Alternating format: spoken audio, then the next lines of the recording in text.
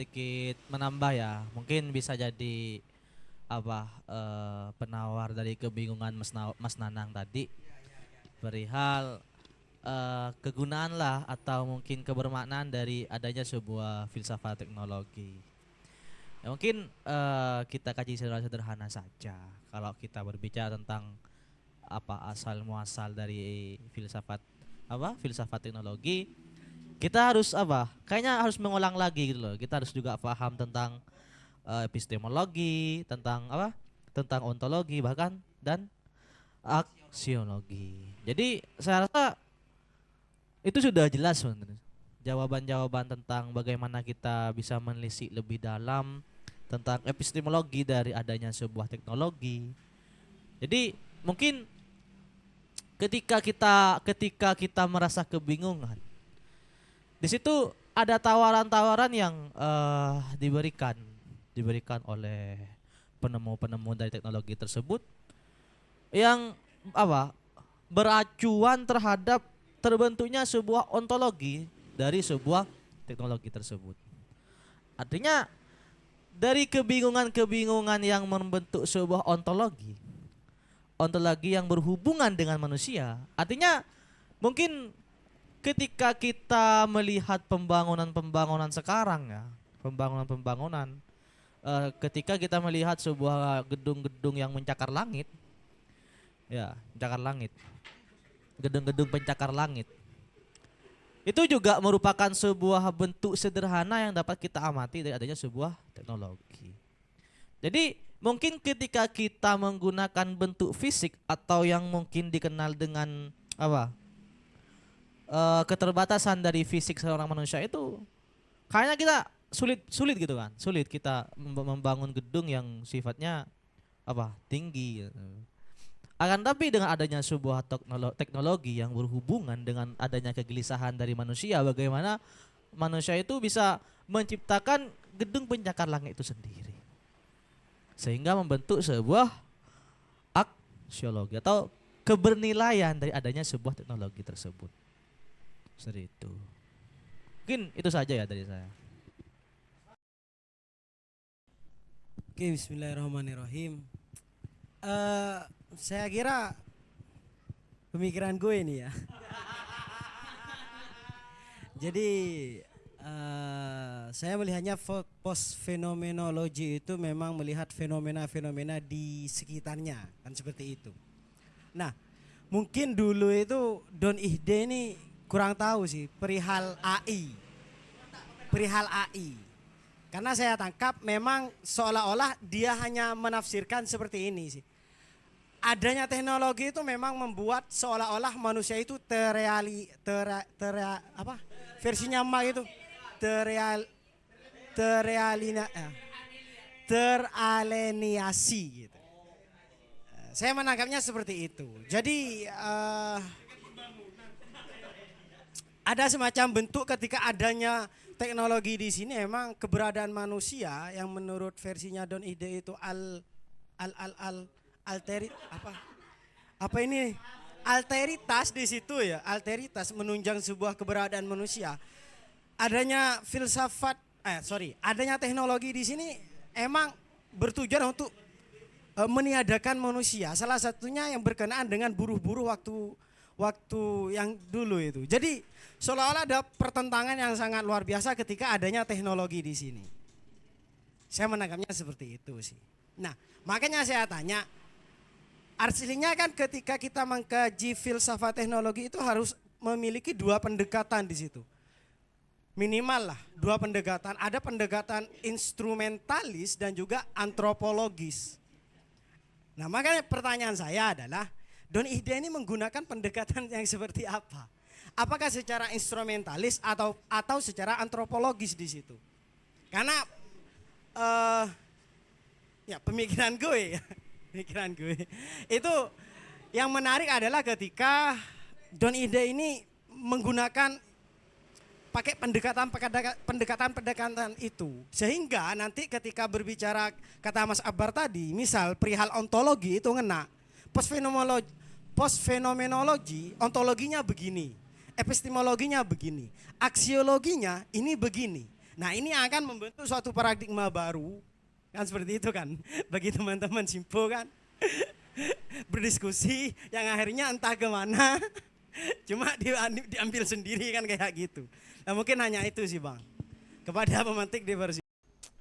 Begini, apa yang digunakan oleh Don Ide itu dalam kajian filsafat teknologinya itu, yang dia gunakan itu adalah instrumental gitu.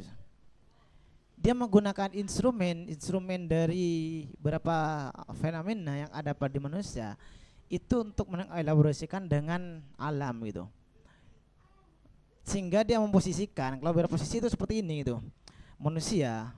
Kalau saya simpelkan misalnya ada teknologi baru itu dunia atau alam gitu. Nah, sebagai bahasa kasarnya itu sebagai mediator itu. Karena sebagai mediator untuk pada hakikatnya meskipun filsafat ilmu sendiri atau apapun itu kan semuanya sebenarnya berangkat dari hermeneutis itu. Semuanya serba berdasarkan penafsiran. Meskipun ada yang mengiyakan keberagaman, ada yang menciptakan suatu keabsolutan, kebenaran satu itu gitu.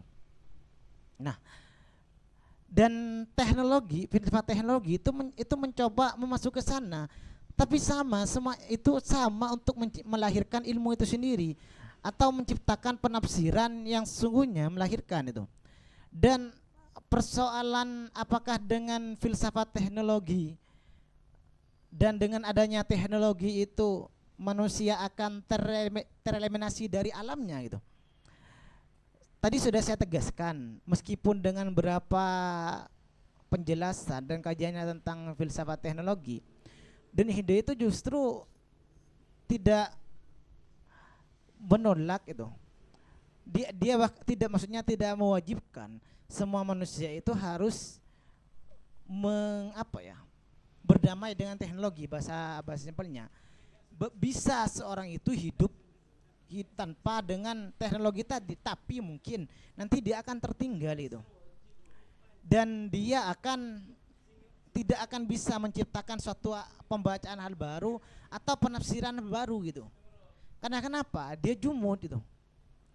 Sedangkan apa yang difikirkan oleh Don Ide itu ada di pos fenomenologi itu, pasca fenomenologi itu tadi itu, yang dia juga menjadikan berapa hermeneutis yang ada pada di manusia, perbedaan penafsiran itu dijadikan instrumental atau dijadikan instrumen untuk melahirkan suatu pengetahuan tadi gitu.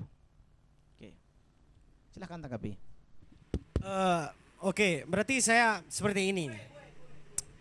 Lo punya medsos, lo eksis nyet. Lah kan kayak gitu kan. Cuma pertanyaannya adalah yang jelas ketika seorang itu nggak punya medsos, yang jelas enggak, itu kan masalahmu Bang, bukan masalahku Bang, masalahku itu kan. Ketika seseorang, oke lah, manusia itu nggak punya medsos, dia seolah-olah dari sekitarnya dia akan diolok-olok.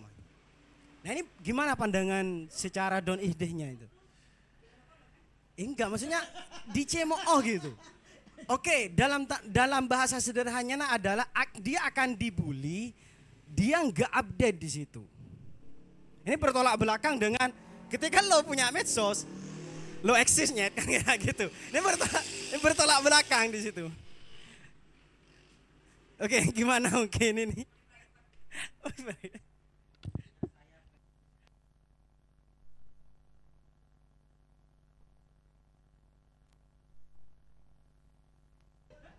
Ini berbicara realitas sosial ya, berbicara realitas sosial gitu.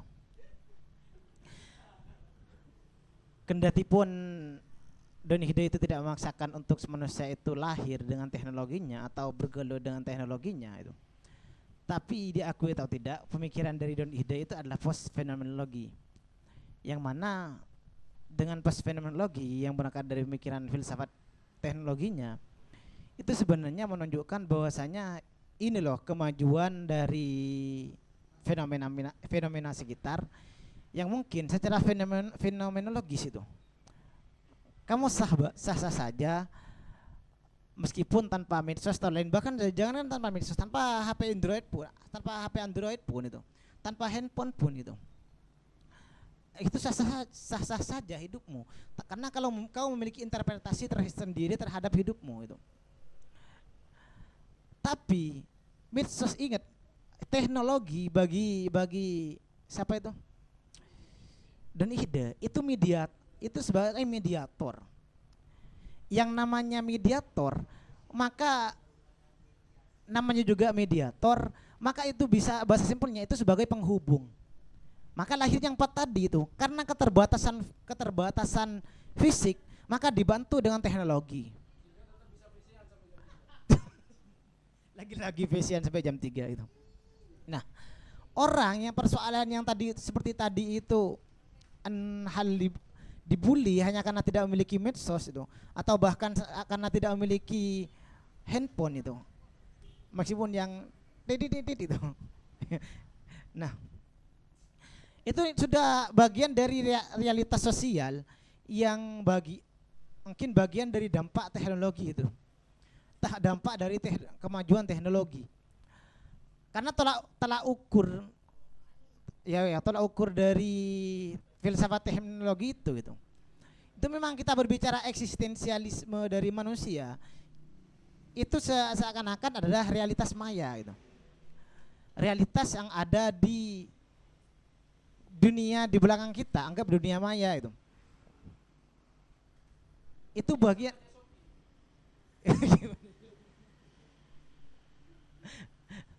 Jadi itu memang konsekuensi logis karena kita tidak lagi berbicara tentang, meskipun tidak mewajibkan, kita tidak lagi berbicara tentang fenomenologi yang merupakan interpretasi di antara berbagai kepala itu. Tapi sudah berbicara tentang post fenomenologi. Pasca fenomenologi itu sendiri itu apa? Kita dihadapkan terhadap kemajuan dari teknologi. Kita dihadapkan pada saat berinteraksi dengan alam, kita mencoba merumuskan sesuatu, maka kita bisa menggunakan teknologi itu sehingga kita melahirkan pengetahuan baru gitu.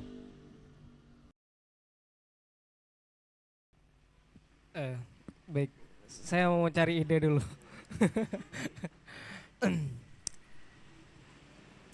Soalnya bingung gitu. Soalnya saya belum tahu gitu apa ya prinsip dari ajaran yang dikatakan tadi hingga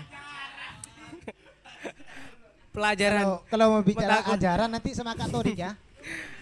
Oke, dari mata kuliah tadi itu ya belum tahu gitu prinsipnya apa, hingga saya bingung mau dikaitkan dengan apapun gitu. Tapi yang saya dengar tadi bahwa sifatnya itu apa?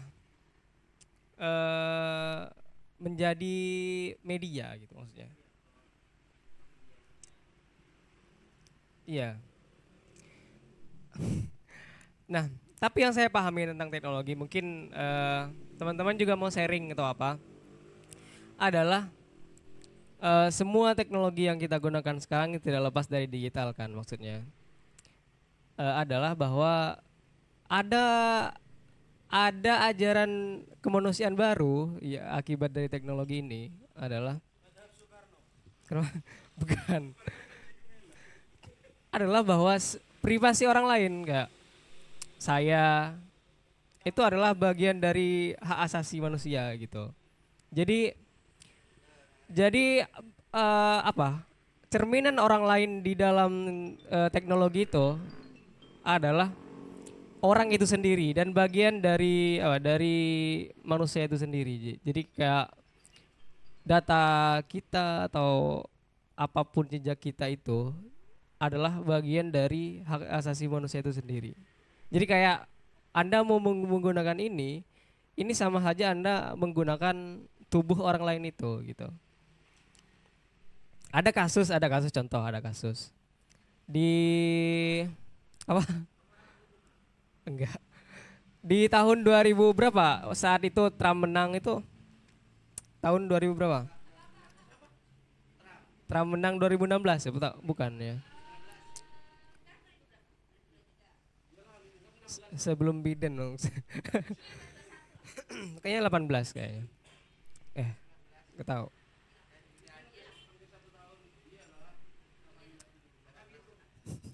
Ya, jadi di situ Facebook itu dituntut oleh apa? Oleh bukan oleh DPR di situ, dari parlemen di situ, karena membocorkan dokumen yang yang apa ya, yang akun-akun Facebook itu cenderung memilih Trump gitu, hingga setiap hari akun itu diganggu atau dikasih apa, semacam halusinasi untuk terus fokus pada pilihannya itu. Nah, disitulah apa ya, anggapan bahwa cerminan kita di apa, di kalaupun mau dikatakan apa, mau dikatakan media, itu juga bagian dari tubuh kita sendiri gitu. Karena di dalam apa, di dalam jejak itu, di dalam jejak digital itu juga melekat apa karakter kita, melekat nama kita, tahun lahir kita, melekat semua yang berkaitan dengan kita. Bahkan keinginan kita saja itu dilekatkan di dalam teknologi itu. Contoh umpamanya kita kan sering bingung gitu. Ketika ingin apa? Ingin beli kaos umpamanya. Entah kenapa kita FYP-nya tentang iklan kaos gitu.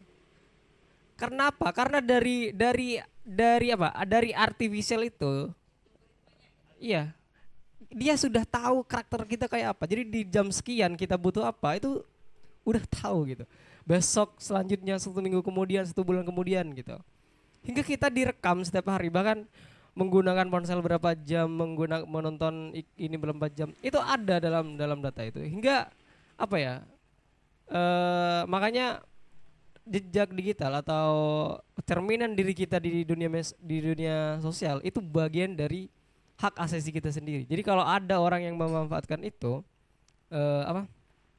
Itu melanggar hukum, tapi belum ada kajian hukumnya gitu. Ya, jadi itu mungkin yang saya pahami ya.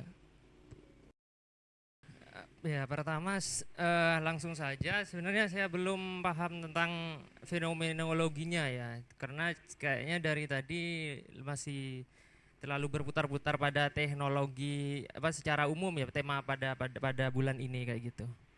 Apa filsafat teknologi. Itu sih mungkin apa, kalau memang misalnya tadi disebutkan akan untuk melahirkan teori-teori baru gitu ya, singkat apa, hemat saya itu saya kira sudah ada di, misalnya juga tadi disebutkan juga sebenarnya ya, apa, di filsafat ilmu kayak gitu, atau juga di filsafat sains kayak gitu. Nah, istilah Mbak Winda tadi mungkin juga posisinya di mana gitu, yang teknologi ini. Kemudian kalau misalnya memang tadi untuk melahirkan teori-teori baru, kemudian bagaimana pandangan terhadap teknologi yang dia secara kegunaannya hanya sebatas praktis ya, kayak gitu. Kegunaannya hanya sebatas praktis, bukan untuk melahirkan teori baru. Itu juga di mana posisinya untuk teknologi yang sifatnya seperti itu kayak gitu. Misalnya kalau dulu nimba air itu harus pakai apa, somor yang pakai katrol gitu, sistem katrol. Kemudian ada yang apa ya, yang pakai enggak, bukan hidrolis. Nah kayak gitu. Ya, itu kan juga salah satu teknologi yang sebenarnya sifatnya praktis gitu, bukan untuk melahirkan pengetahuan baru kayak gitu. Pemahaman ajaran tadi juga. Ajaran malah tadi katanya. Itu sih. Kemudian juga ya itu dulu. Pertama itu menanggapi punya Ustadz Jalal tadi itu. dia sudah tadi sebenarnya mungkin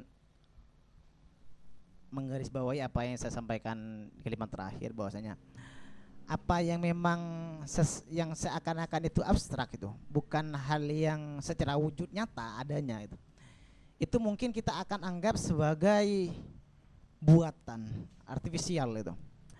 Tapi pada kenyataan itu justru oleh teknologi itu diciptakan sebagai diri kita dalam dunia maya itu, atau diri kita secara abstrak itu. Maksudnya gimana? Kita dalam teknologi kita kan selain juga dimainkan oleh coding tadi kalau bahasanya Mas Banu, juga dimainkan yang termasuk oleh permainan di algoritma tadi. Apa yang kita pikirkan, apa yang kita sukai itu justru terekam dan bahkan dinampakkan oleh adanya teknologi tadi. Ini misal kalau dalam Google itu sekali saja Anda sekarang kasus yang viral itu apa itu? Iya, diskon Shopee 8.18 itu. Diskon, nggak paham diskon. Iya, kalau saya bilang itu kan karena kan juga kalau namanya juga sampo kan pasti licin tuh. Makanya saya gak jadi misal kalau kita mungkin apa yang kita lakukan itu adalah dunia maya kita itu. Dunia maya kita kita berselancar di Google itu. Tapi sekali saja kita melihat misalnya tanggapan dari ahli hukum yang menentang misalnya kita sebelumnya tidak mengikuti itu, yang menentang terhadap diskon 8.8 itu, karena kan bulan 8 sekarang kan biasanya kalau Lazada sama Shopee itu 8.8 itu ada diskon itu. Jangan diperjelas dong.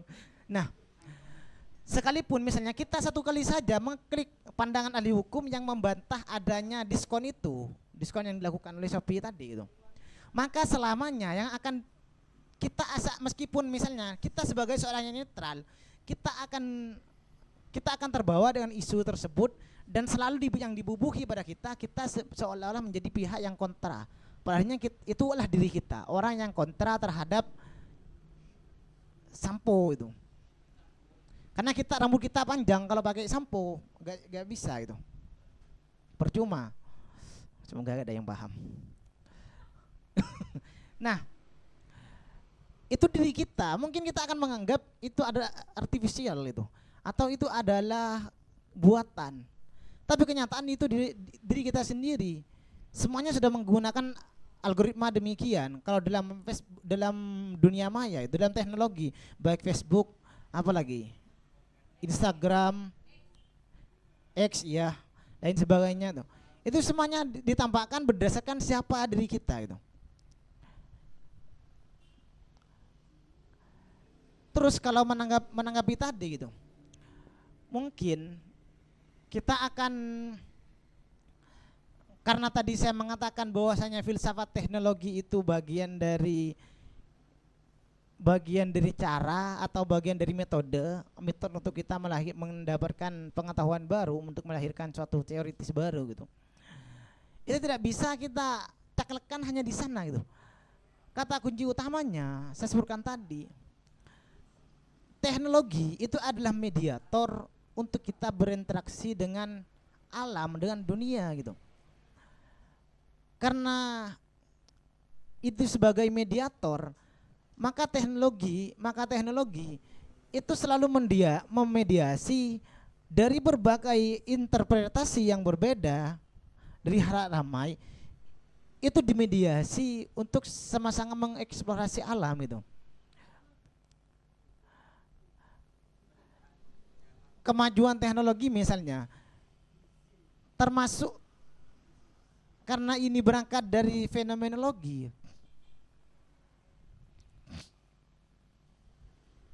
Maka hal utama secara praktis, hal utama yang akan kita bicarakan itu adalah realitas sosial itu. Realisme yang ada di sekitar kita. Kalau filsafat ilmu, realitas yang akan kita bicarakan itu mungkin secara teoritis atau secara kajian ilmiah, analitik itu. Kalau dalam filsafat teknologi itu karena memang ini bisa dikatakan sebagai suatu pengembangan dari fenomenologi, maka tidak bisa dilepaskan dari realitas sosial, dari keadaan sosial, dari keadaan kehidupan masyarakat itu sendiri gitu. Mungkin hanya itu di saya. Nah, kemudian ketika tadi dimasukkan istilah hermeneutis itu, di mana letak ininya biar untuk biar ilmu itu mengindahkan hal-hal yang bersifat subjektif gitu. Hermeneutis itu seperti apa gitu? Dia Jadi sebenarnya tentang hermeneutis sendiri, itu sebenarnya penafsiran gitu ya. Kalau kita bahas kan ada dalam sejarahnya, sepanjang sejarahnya kan ada perbedaan tentang bagaimana kita melihat misalnya Bang Wasil gitu ya. Bang Wasil bilang sesuatu kepada saya gitu kan. Bagaimana saya menjelaskan itu dengan dengan latar belakang saya atau dengan pengalaman saya pasti berbeda gitu kan. Makanya ada yang mengatakan bahwa segala penafsiran itu maknanya berasal dari subjektif siapa yang membicarakan itu. Walaupun kemudian belakangan ditarik lagi kepada objektivis, bagaimana suatu makna itu berasal dari saya yang mengatakan, betapapun orang yang mengatakan itu kepada saya, apa yang saya katakan itu adalah makna yang benar gitu. Kemudian ada yang memadukan dua-duanya, subjektivis cum objektivis misalnya, bahwa dua-duanya itu perlu gitu kan. Makanya kalau yang Derrida yang saya singgung tadi itu versi yang dia melihat bahwa segala hal yang keluar itu adalah penuh dengan makna gitu. Misalkan saya membaca buku, bagaimanapun saya membaca itu, makna yang benar adalah makna yang saya pahami, bukan apa yang ingin disampaikan penulis kepada saya gitu. Kurang lebih gitu sih. Jadi pertanyaan saya tadi yang tentang hermeneutis tadi dan fenomenologi dan teknologi, itu bagaimana makna ini dia tidak tahu positioningnya di mana gitu. Bagaimana sebuah penafsiran, apakah teknologi hanya sebagai media atau instrumen, kayak misalkan kalau kita bikin Nutrijel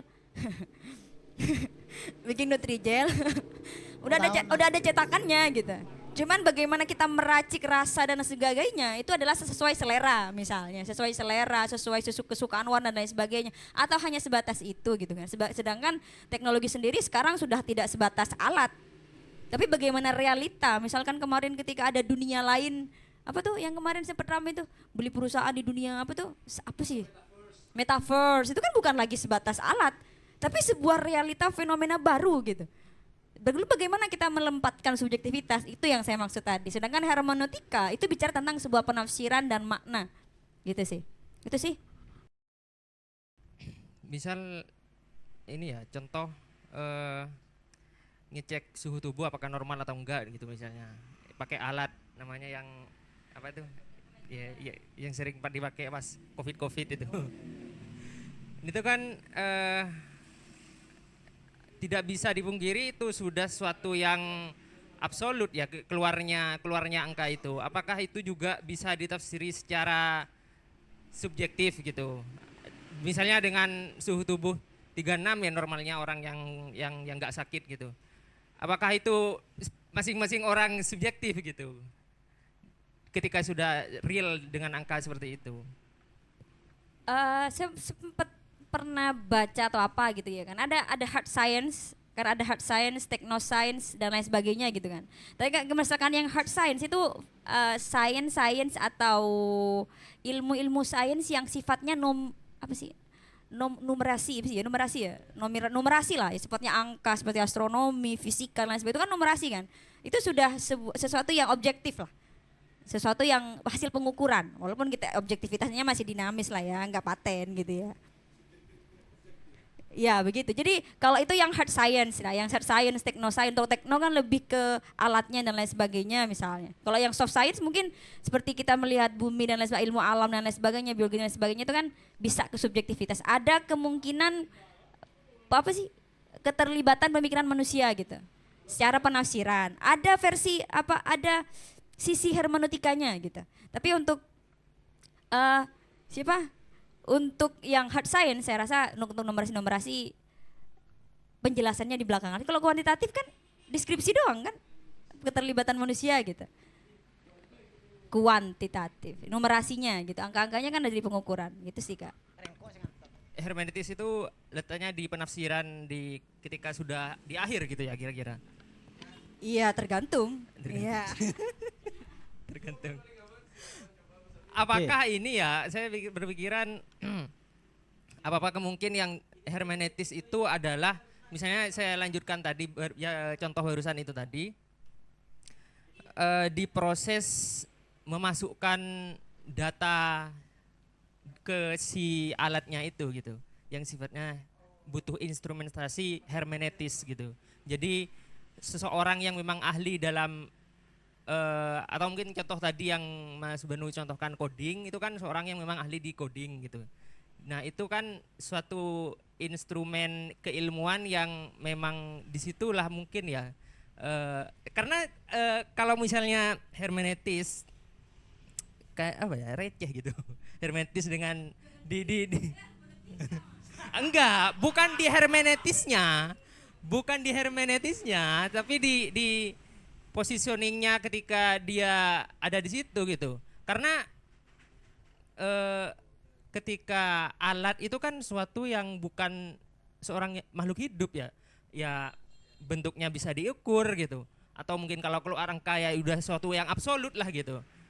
Apa yang kita amati semua benda itu kan suatu yang sudah gak bisa dikorek lagi gitu ya. Entah itu penafsiran interpretasi itu kan ya ada yang normatif dan sebagainya kan, bebas gitu. Cuman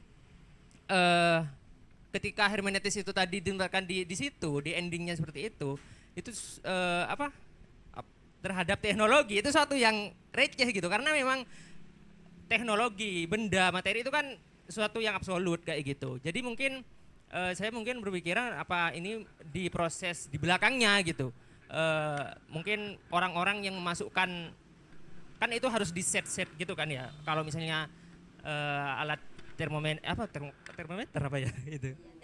Iya, itu pengecek suhu kayak gitu. Itu kan harus ada data yang di set dan butuh ilmu. Nah, ilmu untuk mengeset data itulah yang mungkin orang-orang itu kan tiap ilmuwan atau pakar di situ kan beda-beda ya. Atau mungkin kayak tadi bisa dipermainkan yang dicontohkan Mas siapa yang tadi di apa? Pemilihan presiden di Amerika kayak gitu. Itu kan bisa Facebook kayak gitu. Media sosial bisa dipermainkan agar bisa mengarah ke tujuan tertentu gitu. Mungkin hermeneutisnya instrumennya yang harus tetap terjaga mungkin gitu ya, agar dia tetap apa objektif lah gitu ya. Kayak gitu. Cuman ini Mas, saya rasa itu sama kayak penelitian mixed method lah ya. Kuantitatif sama kualitatif kan ada yang istilahnya verbatim itu. Kayak bagaimana ucapan-ucapan manusia, ucapan semua narasumber atau informan itu dijelaskan dalam bentuk grafik misalnya atau dalam bentuk data-data misalnya. Itu kan semuanya udah bisa gitu ya. Terus tentang hal-hal yang subjektif sebenarnya kalau bagaimana dia menerjemahkan, kalau misalkan teknologi sebagai mediator nih, bisa kita lihat dalam pembuatan robot gitu. Bagaimana robot dia bisa tersenyum, bagaimana dia bisa menjelaskan tentang robot kan hasil dari codingan gitu kan. Hasil coding banget semuanya itu. Jadi bagaimana dia menampakkan wajah senang, sedih, cemburu dan lain sebagainya. Semuanya kan itu hasil dari coding gitu. Jadi kita hanya butuh ilmunya aja saya rasa sih untuk menjelaskan itu, karena dalam sistem pemrograman saya rasa juga ada keterlibatan psikoteknik lo ya. Kali aja ada gitu ya. Jangan gitu, Bang. Iya, jadi kurang lebih begitu sih. Jadi kayak ada algoritma. Jadi bagaimana saya senang buka gadget karena ada beberapa hal yang muncul, misalnya saya mau lihat wajah Cak Nu atau lihat siapa gitu, idol gitu kan. Itu algoritma yang mempermainkan saya sebenarnya biar dopamin saya keluar misalnya. Sehingga misalkan Trump juga, saya lebih suka yang begini, akhirnya yang dimunculkan ciri-ciri yang berkaitan dengan Trump misalnya. Itu kan bagaimana juga coding itu memberikan stimulus gitu kan. Stimulus agar saya cenderung pada sesuatu gitu. Itu sih. Jadi hermeneutika sangat penting sekali Mas dalam kehidupan manusia itu. Kurang lebih begitu. Makanya kuda hermeneutik.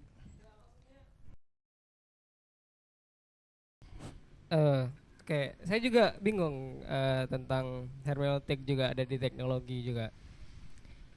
atau itu sebagai sikap individu saja, maunya bagaimana menyikapi teknologi. Tapi bagi saya juga teknologi juga subjektif juga gitu. Iya, subjektif juga gitu. Jadi bahkan apa termometer maunya itu bagi yang menggunakan apa menggunakan termometer itu kan bisa diubah juga angkanya sesuai. Jadi kalau ingin iya maksudnya iya iya maksudnya saya melihat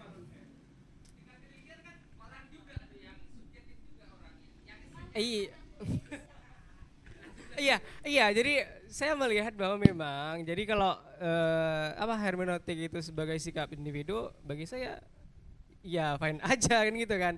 Dan juga bagi saya sendiri sifat teknologi juga subjektif juga karena fungsi dari teknologi bahkan jabatan yang diskon 88 juga subjektif juga kan pada akhirnya kan. Jadi ya kalau itu sebagai apa ya sebagai maksudnya untuk sikap individu dalam teknologi juga ya iya saja. Oke.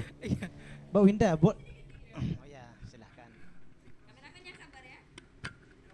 Jadi kalau hermeneutika atau sikap subjektivis individu itu sebagai sikap yang yang memainkan teknologi, mungkin kalau kita lihat nonton Oppenheimer ya, kita melihat bagaimana ya, belum.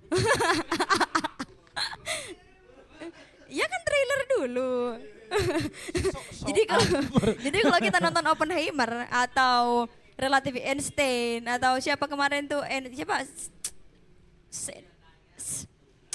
relativitas lain-lain. Bukan, ya maksudnya yang bikin yang nemu bom atom lah, itulah ya, yang membuat itu mungkin itu sikap bagaimana subjektivitas yang apa sih ribet banget sih mempergunakan yang mengoperasikan atau membuat bisa jadi ke situ. Tapi secara kalau hermeneutis itu lebih ke karakter atau sifat atau segala hal atau pengalaman dan lain sebagainya. Kalau pengalaman lebih ke fenomenologi gitu sih. Jadi hermeneutis lebih ke bagaimana pemahaman subjektivitas manusia. Kalau sikap mungkin bagiannya, tapi tidak hanya sebatas itu. Saya rasa gitu sih. Jadi gini, Mbak Winda, hermeneutik bisa saya katakan sebagai penafsiran gitu. Iya, berarti semuanya memang berangkat dari secara hermeneutik gitu. Termasuk dalam filsafat sains juga berangkat dari hermeneutik gitu. Sebelum adanya pengkajian dan analisis secara mendalam gitu. Iya. Jadi gini, berbicara secara hermeneutik tadi, saya jelaskan coba secara dengan mudah gini. Kalau dalam fenomenologi gitu, dalam kajian fenomenologi, dalam medis misalnya, tadi dikasih contoh, tuh, kita untuk mempatenkan, untuk mendiagnosa pasien itu hanya berangkat dari pengalaman pribadi. Misalnya di antara kita ini semuanya dokter itu. Saya mengukur suhu, saya melihat suhu tubuh pasien saya itu mungkin dengan suhu yang mungkin sebatas panas demi apa ya, itu mungkin hanya di telapak tangan saya, ada kan yang terasa seakan-akan tembus gitu. Itu kita akan menciptakan persepsi bahwasanya ini sakitnya seperti gini gitu. Saat dengan, tapi beda misalnya ternyata Firman itu pernah mengatasi kalau yang panasnya demikian itu COVID, bukan sebatas step biasa gitu. Itu dari paradigma yang berbeda atau secara hermeneutis yang berbeda. Mungkin kalau dalam kajian fenomenologi kita tidak bisa menyalahkan itu. Karena kenapa? Antara saya dengan Firman secara pengalaman itu sudah beda. Jadi penafsiran kita pasti bisa beda gitu. Tapi lahirnya teknologi tadi misalnya ada termometer ya. Nah, kalau untuk menurunkan itu Thermorex.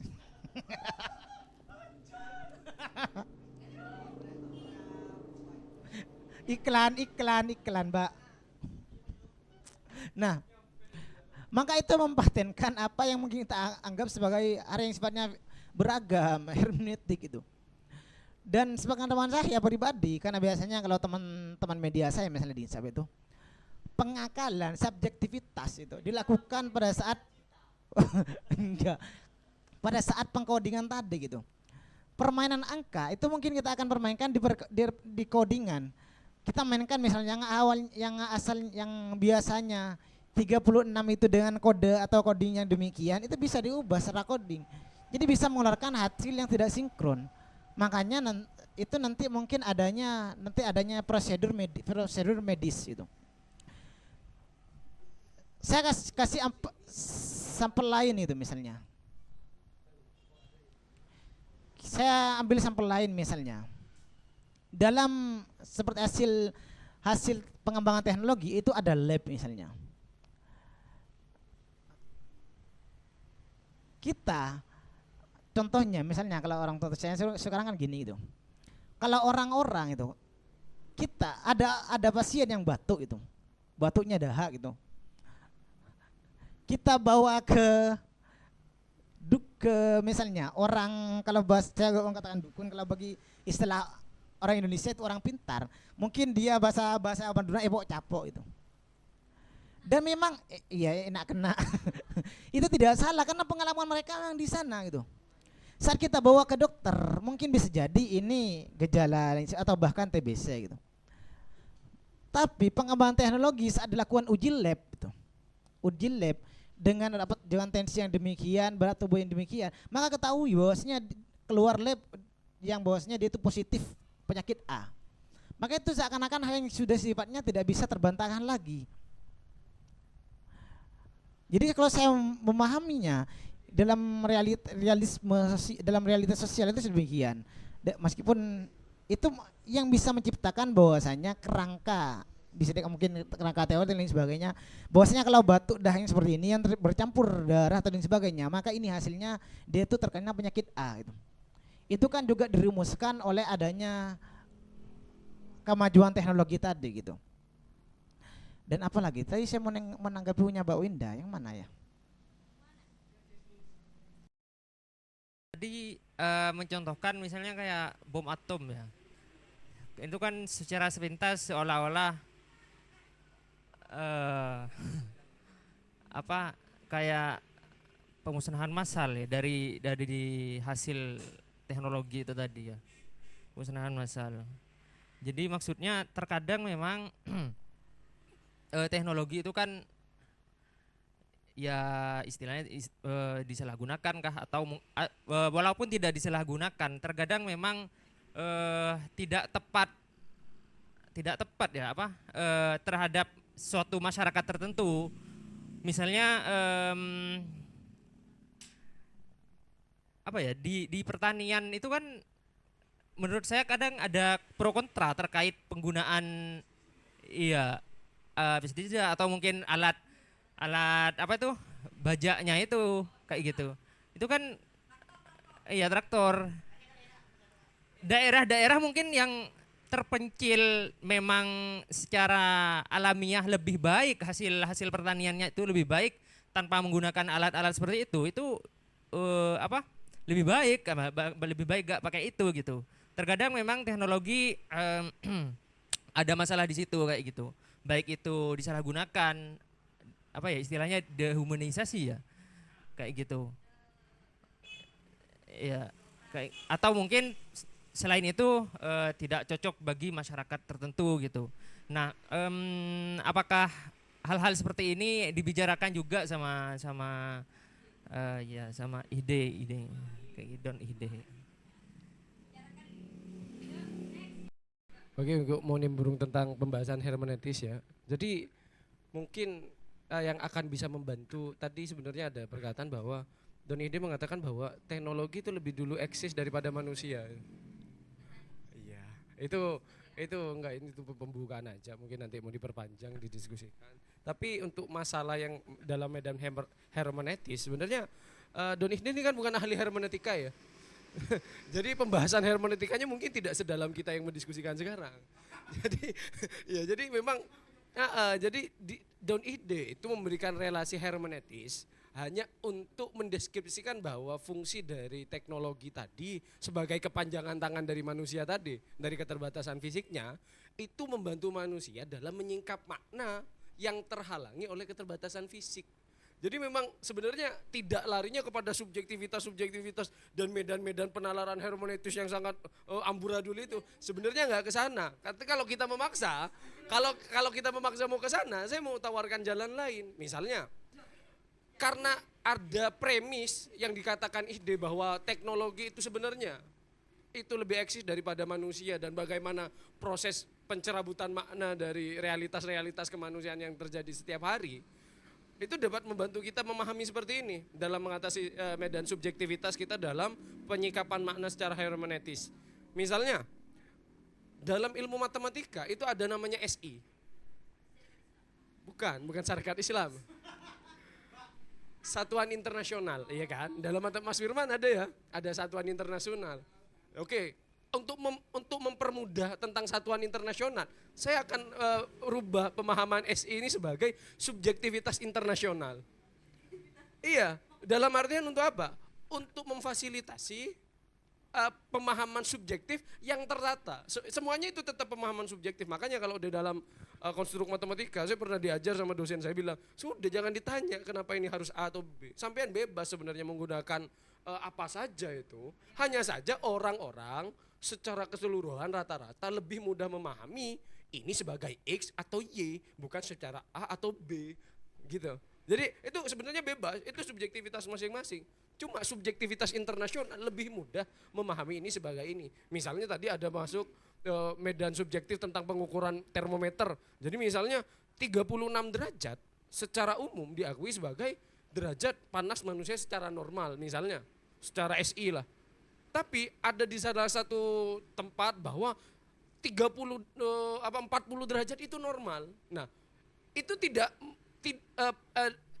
penyingkapan dimensi hermeneutis ini tidak dapat mendahului keeksisan bagaimana kondisi ketubuhan, realitas ketubuhan yang sebenarnya. Misalnya akhirnya dari berbagai macam penafsiran hermeneutis dengan teknologi yang berbeda-beda, misalnya termometer jenis A, termometer jenis B, termometer jenis D, sampai termometer jenis Z memiliki pengukuran yang berbeda-beda tentang menentukan suhu normal manusia.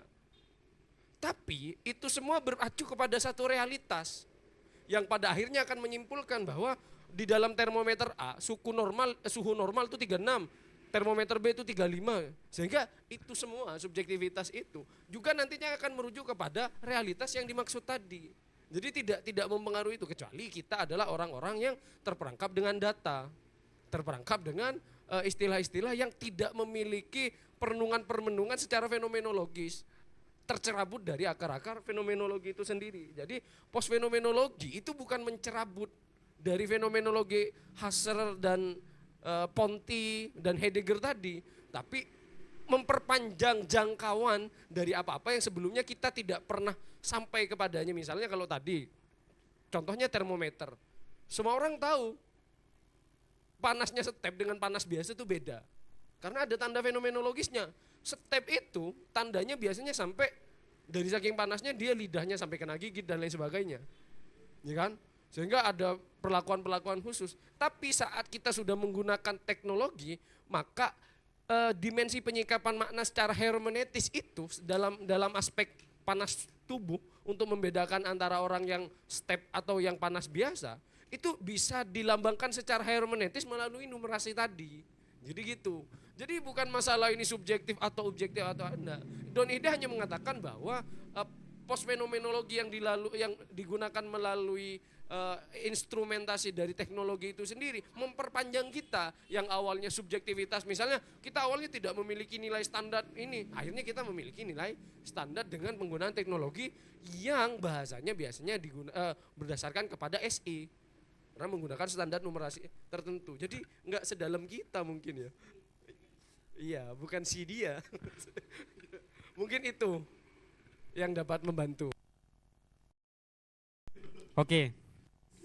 Jadi gini, dari tadi kan kena ke fenomenologi, hermeneutik atau apa ya. Kalau dari tadi kan saya tidak terlalu fokus.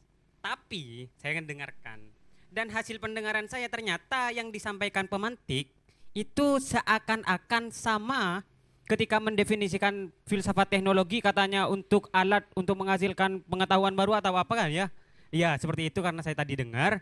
itu seperti tidak ada bedanya dengan filsafat ilmu. Nah, ini yang unik karena memang Don Ihde itu emang yang menjadi apa?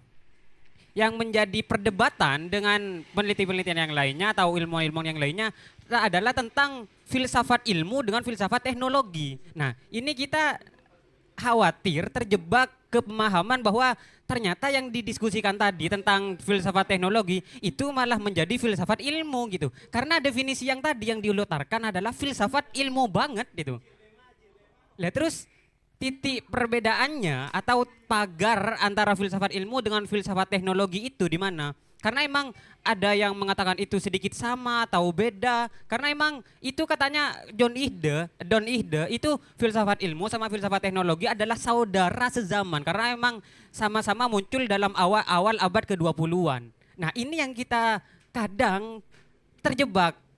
Yang filsafat ilmu kita ambil jadi filsafat teknologi, yang filsafat teknologi jadi filsafat ilmu lah. Itu titiknya di mana gitu. Sehingga ketemu punya Don Ihde bahwa ini loh punya Don Ihde. Dan keunikannya itu apa kan di post fenomenologi itu kan seperti yang di keterangan dalam Instagram itu ya. Instagram itu di bawah itu sebenarnya sangat unik untuk dibahas ketika berkenaan dengan musnahnya tradisi, musnahnya manusia itu. Tentang yang dikutip itu mungkin di-spill lagi gitu. Jadi keunikannya yang membedakan teknologi fenomenologi dari filsafat teknologi Don Ihde itu dengan yang lainnya apa gitu. Agar tidak ngambang gitu. Sehingga dari pemahaman saat ini nanti minggu depan hadir punya Don Ihde gini apa itu kok sama gitu kan. Okay. Jadi pemahaman yang lebih mengkerucut gitu. Saya ingin menambahkan tadi Don Ihde itu kok memulai periode filsafat teknologi di abad 20 ya atau 19 atau itu sangat seumur jagung sekali gitu karena zaman piramid itu kan sudah ada teknologi untuk membangun piramid agar lebih mudah dibawa bangunan ke atas dengan bentuk segitiga kayak gitu. Ya itu aja sih. Jadi ini kan walaupun receh ya tapi fundamental gitu. Pengertian seperti yang mendasar ini gitu. Atau mungkin salah tangkap tentang awal mula periodiknya teknologi itu sendiri gitu. Tadi sempat saya singgung di awal itu. Keduanya itu memang seakan-akan terjadi dikotomi itu. Karena memang keduanya itu lahir dari diskursus yang berbeda itu. Kalau filsafat ilmu itu terlahir dari diskursus analitik positivistik gitu. Kalau analitik positivistik kan hal yang sudah sifatnya paten ya suatu yang sifatnya sudah paten gitu. Nah, sedangkan kalau filsafat teknologi atau post fenomenologi itu lahir dari diskursus fenomena gitu. Atau karena ini memang namanya juga post fenomenologi pasca fenomenologi gitu. Kenapa kok ini baru lahir pada abad ke-20? Padahal abad 20 itu teknologi sudah ada gitu. Karena pembacaan ini berangkat dari perkembangan fenomena yang ada di keadaan sosial itu.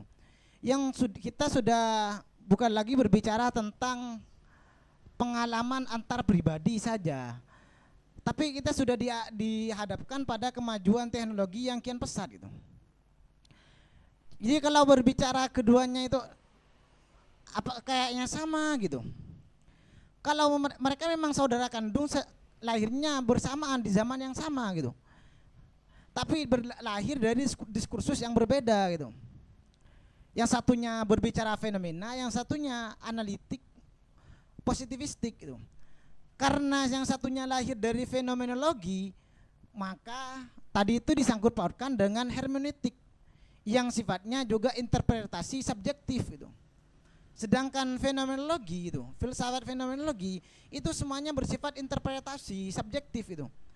Dan kalau dalam filsafat fenomenologi tidak ada kebenaran secara absolut. Karena kenapa? Setiap orang itu berangkat dari pemahaman, ya berangkat dari pengalaman yang berbeda, sehingga juga akan menghasilkan pengalaman yang berbeda gitu.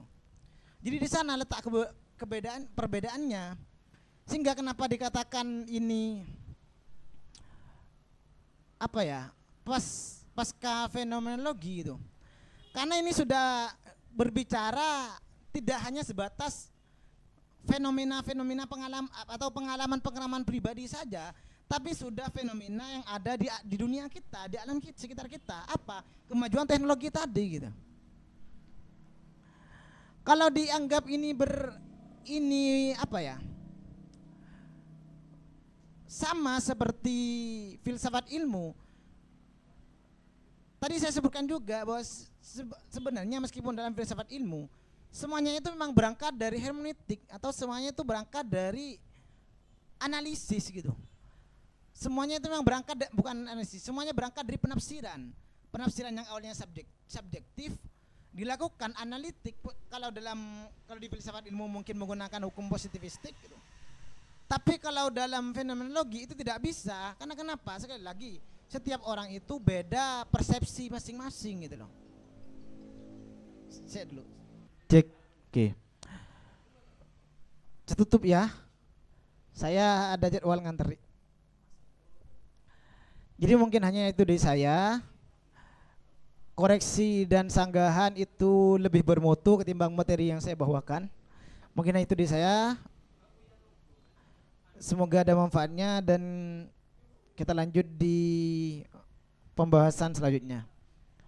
Wassalamualaikum warahmatullahi wabarakatuh.